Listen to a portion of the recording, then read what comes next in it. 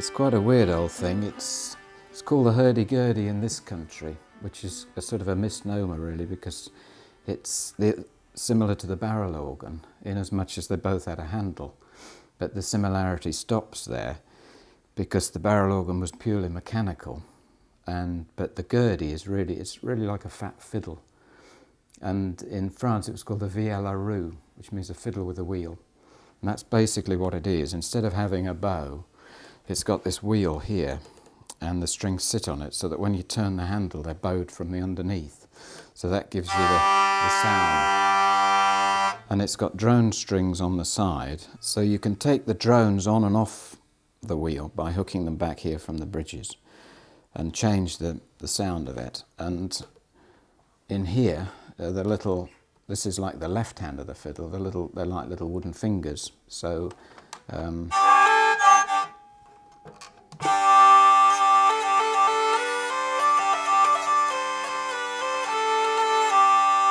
and they fall back by gravity, so you have to have it tilted away from you. Then this hand does the bowing. And the interesting thing is this little hinged bridge here that taps on the soundboard, so that gives you a buzzing, so you can get a rhythm when you're playing it.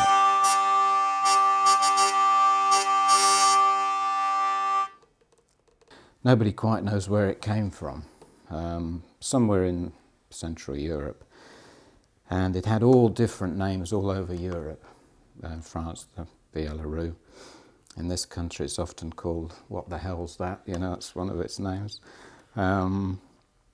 But it's evolved in different shapes and sizes, and the earliest ones were found in the carvings of the old medieval churches in Spain.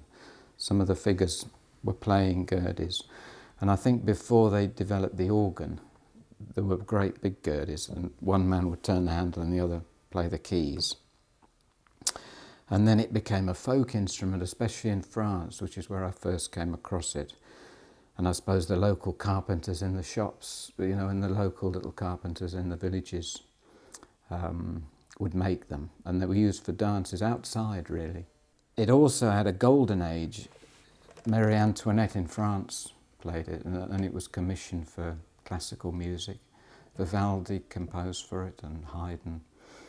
And some of the Four Seasons was written for gurdy. And in this country now there is... in fact, this was made by a fellow called Chris Eaton, because when I first tried to get into the gurdy, it was in the 70s, through going to France. And I managed to get a French gurdy with great difficulty. And then it had a revival there, because it never died out. After the French Revolution, they actually chopped the heads off the gurdies as well, because it was in disrepute, and they used the heads as paperweights, which is quite sad, because I mean they were made by some of the best luthiers in Paris, so there aren't many old gurdies left. There's some in museums.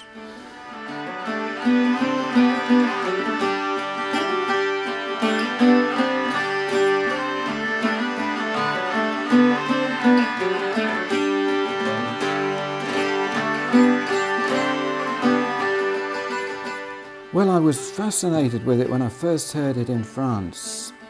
I was playing with a dulcimer player in the 70s, and we were invited out there. And I think because I played the drums originally.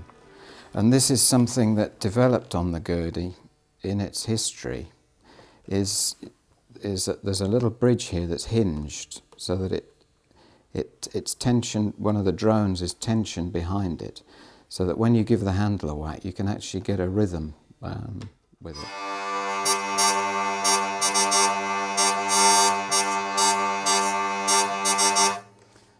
So yes, from the drum point of view, I really was interested in playing a rhythm and playing it, combines two things together really.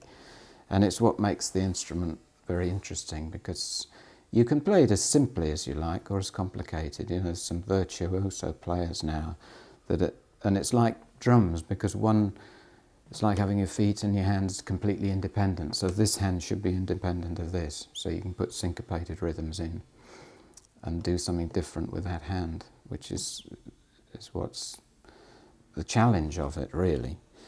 But I suppose it was the sound of it that drew me to it as well, and because I was interested in the time and in all the old medieval and minstrel and troubadour music of the 12th century in France, and some of the more sort of mystical poetry, which led me into the Celtic connection, living down here in Cornwall and mixing with a lot of the Irish musicians as well, and Breton, and being drawn into the old nature poets which goes back 1,000 years, probably the same history as the Gurdy.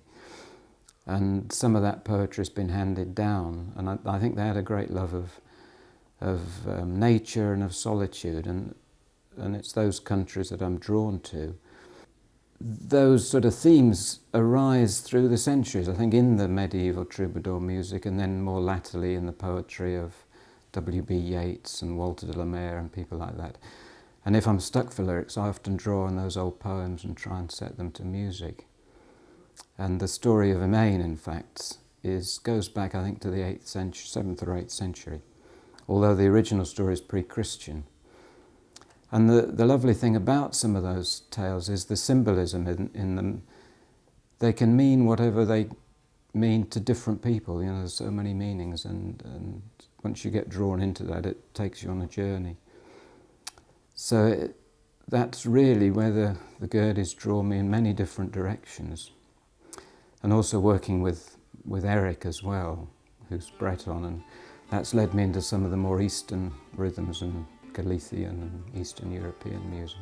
Well, we met, I think it was in 1980, we were part of a package tour in Germany. Celtic music was very popular then, it still is there. And there was a Welsh band, a Breton band that Eric was in, and an Irish duo playing Irish Uilleann pipes and harp, and myself. So it stems from then really, and we've toured on and off over the years. And also I've worked with Jez Lowe, the singer from the Northeast, who's a great songwriter and an old friend. We worked a lot in the 80s. He's from the northeast of England, which again has got a real Celtic connection. And I think the Gurdy, because you can take the drones on or off, so you can make it almost sound like a bit like the Northumbrian pipes. Don't want to alienate 90% of the Northumbrian pipe playing community in this country by saying that, but you can, so that's why it fitted with a lot of his songs, because you can get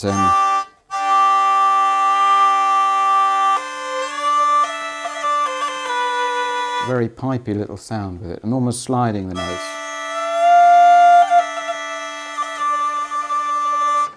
So it's really quite a versatile thing. So I've used it for songs, but more with Eric. I think that he's helped me get interested in the more Eastern European, more the dance music.